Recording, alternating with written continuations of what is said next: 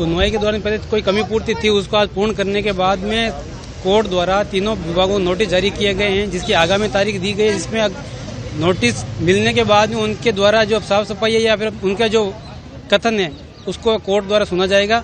उसके बाद में आगामी कार्रवाई होगी।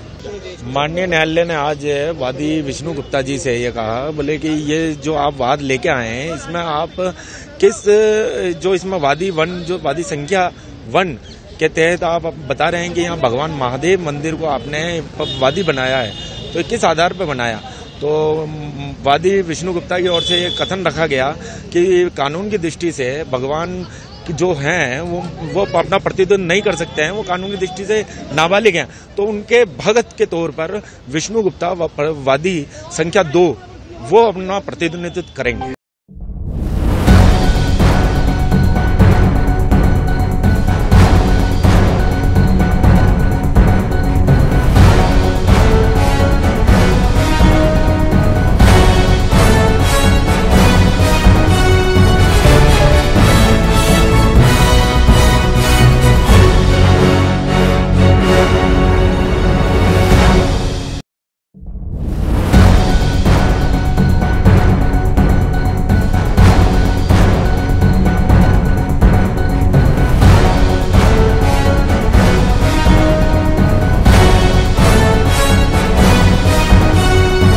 मैं तो सेकंड पार्टी, मैं तो महादेव का भक्त हूँ, उनके बेस पे मैं केस लड़ रहा हूँ। अच्छा, किन किन को नोटिस जारी करने का? ऐसा अल्पसंख्यक मंत्रालय, आर्कोलॉजी सर्वे और दूसरा अजमेर की जो दरगाह कमेटी है उनको नोटिस जारी हुआ। क्या रहेगा अब इसके अंदर? देखिए उर्स मेला भी आ रहा है और ऐसा उर्स मेला हम ये खुद मानते हैं कि हम लोग कानून के रास्ते चल रहे हैं, किसी प्रकार की दिक्कत परेशानी ना आए, ना तो पुलिस प्रशासन को ना सरकार को। उसको देखते हुए हमने माननीय अदालत से खुद ही रिक्वेस्ट की है कि हमें डेट 5 तारीख से थोड़ी सी आगे दे दी जाए, जिससे कि सफलतापूर्वक सब काम शांति से बीते। क्या आपको ये केस लड़ने के बाद आपने जब ये वाद दायर किया है, कोई आपको भी आपत्ति आ रही है, रुकावट आ रही है या कोई धमकियां मिल रही हैं? ऐसा धमकियां तो हमें मिली है, हमने लिखित रूप से एक शिकायत भी दी थी अजमेर आने पर, और मुझे दिल्ली में भी धमकियां मिल रही हैं, और उस संबंध में थाना या अजमेर का थाना किशनगंज, उसमें शिकायत भी दर्ज हुई है, FIR भी हुई होगी। मैंने बात की थी उनसे, अब देखते हैं पुलिस क्या कार्रवाई करती है। आज भी आप 3 दिन से लगातार यहाँ हो, तो यहाँ पे 3 दिन से भी आपको कोई दिक्कत आ रही है? मैंने 3 दिन से दिक्कत परेशानी क्या है, अब पुलिस समझेगी कि हमें सुरक्षा देनी चाहिए, नहीं देनी चाहिए, उनको समझ में आएगी तो सुरक्षा देंगे,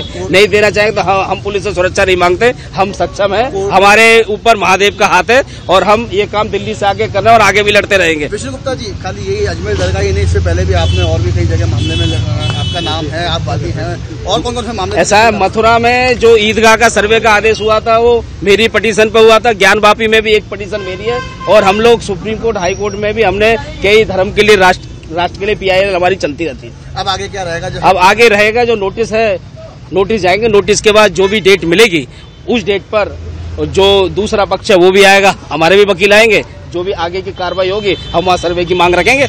कहा जा सकता है कि जैसे आपने जो साक्ष्य पेश किए हैं, आपने जो तथ्य दिए हैं, कोर्ट ने उनको स्वीकार किया? कोर्ट ने स्वीकार किया है, और लंबी बहस कल और आज 3-4 बार बहस लंबी हुई। माननीय जज साहब ने सारे तथ्य सोचे हैं, समझे हैं, कानून के अनुसार ही याचिका स्वीकार की है और नोटिस जारी किया है। ऐसा मुख्य तथ्य कौन सा है, ऐसा कौन सा आधार है जिसके व्याप पे उन्होंने अगली डेट दी और नोटिस जारी करने? ऐसा है, हमने तो जो साक्ष्य दिए हैं वो सारे ही आधार हैं।